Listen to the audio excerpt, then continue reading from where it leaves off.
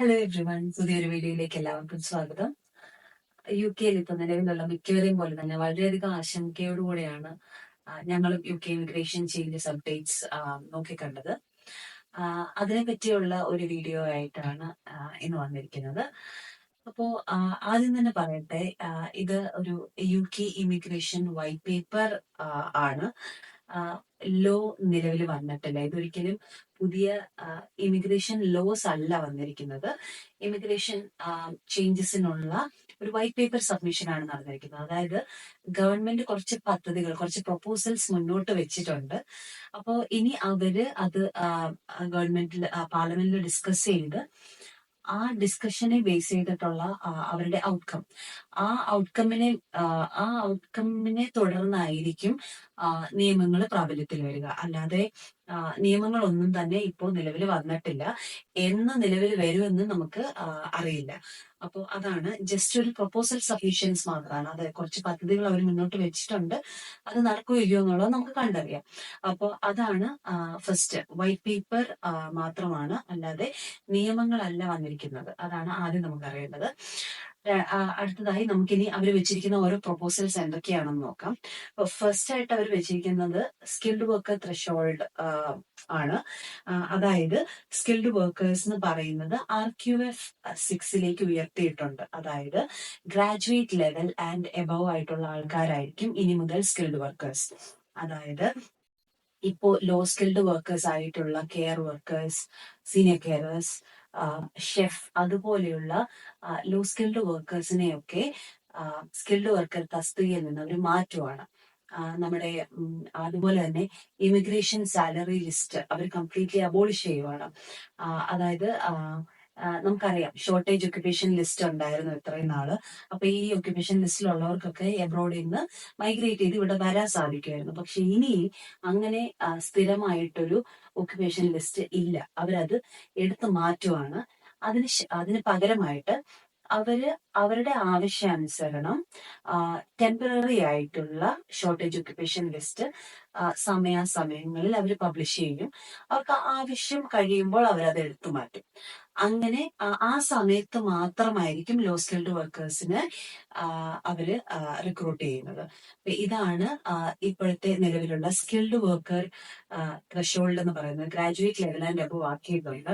അതുപോലെ തന്നെ health care വർക്കേഴ്സിന്റെ റിക്രൂട്ട്മെന്റ് കംപ്ലീറ്റ്ലി സ്റ്റോപ്പ് ചെയ്തു എന്നാണ് നമുക്കറിയാൻ കഴിഞ്ഞത്. അതുപോലെ എംപ്ലോയേഴ്സിന് ഇപ്പോ ഔട്ട്സൈഡ് യു കെന്ന് ഹെൽത്ത് കെയർ വർക്കേഴ്സിനെ റിക്രൂട്ട് ചെയ്യാൻ പറ്റത്തില്ല. അപ്പോൾ കെയറേഴ്സിനെ ഔട്ട്സൈഡ് യു കെന്ന് എടുക്കുന്നത് കംപ്ലീറ്റ്ലി സ്റ്റോപ്പ് ചെയ്തിട്ടുണ്ട്. പിന്നെ അടുത്ത രണ്ടാമത്തെ കാര്യം, ഇൻക്രീസ്ഡ് സാലറി ത്രഷോൾഡ്. അതായത് സാലറി ത്രഷോൾഡ് അവർ കൂട്ടിയിട്ടുണ്ട്.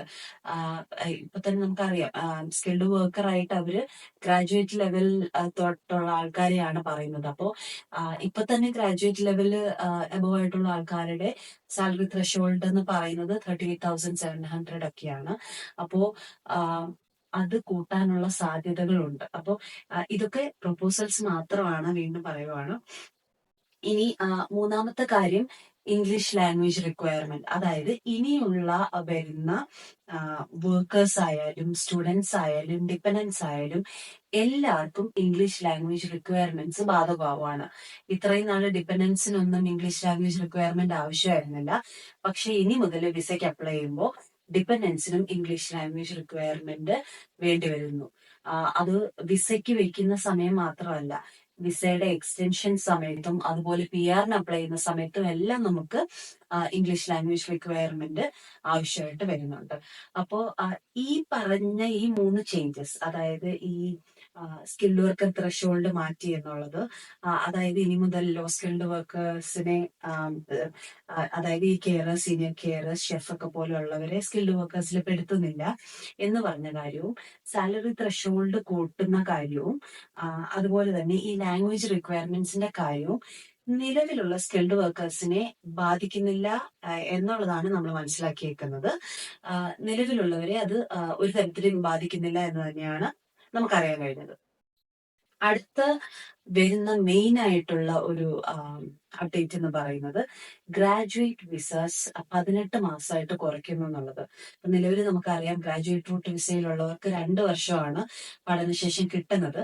അപ്പോൾ ഇപ്പോ അത് പഠനശേഷം ഇമ്മീഡിയറ്റ്ലി അവർക്ക് 18 മാസമേ നിൽക്കാൻ പറ്റുള്ളൂ എന്നുള്ളതാണോ, അതോ ഗ്രാജുവേറ്റ് റൂട്ട് വിസയിൽ കയറിയതിനു ശേഷം 18 മാസം എന്നുള്ളതാണോ എന്നൊന്നും നമുക്ക് കൺഫർമേഷൻ കിട്ടിയിട്ടില്ല. പക്ഷേ ഗ്രാജുവേറ്റ് വിസാസ് 18 മാസമായിട്ട് ചുരുക്കുന്നു എന്നുള്ളതാണ് അവർ വെച്ചിരിക്കുന്ന അടുത്ത പ്രൊപ്പോസൽ എന്ന് പറയുന്നത്.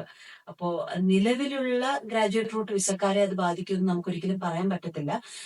നമുക്ക് അതിനകത്ത് 100% ഷുവർട്ടി ഇല്ല. പക്ഷേ ബാധിക്കാനുള്ള സാധ്യത വളരെ കുറവാണ്. അത് ഇപ്പോ ഗ്രാജുവേറ്റ് റൂട്ട് വിസയിൽ അല്ലാതെ ഇനി അപേക്ഷിക്കാനിരിക്കുന്നവരെ ആയിരിക്കാം ആ നിയമം നിലവിൽ വന്നാൽ ബാധിക്കാം.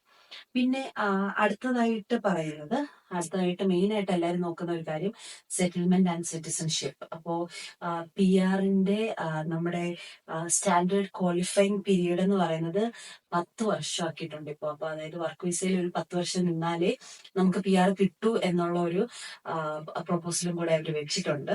അപ്പം അതിപ്പോ നിലവില് വർക്ക് വിസയിലുള്ളവരെ ബാധിക്കുമെന്ന് ചോദിച്ചാൽ അതിനെപ്പറ്റി ഒന്നും നമുക്ക് അറിയത്തില്ല. അതിനെപ്പറ്റി അവരൊന്നും പറഞ്ഞിട്ടില്ല. പക്ഷേ അതും ബാധിക്കാനുള്ള സാധ്യത വളരെ കുറവാണ്. ബിക്കോസ് ലീഗൽ പെർസ്പെക്റ്റീവിൽ നിന്ന് നോക്കുമ്പോൾ അങ്ങനെ ചെയ്യാൻ പാടില്ല. കാരണം നമ്മള് വർക്ക് വിസയിലുള്ളവര് 5 വർഷം കഴിയുമ്പോൾ അവർക്ക് പി ആർ കിട്ടേണ്ടതാണ്.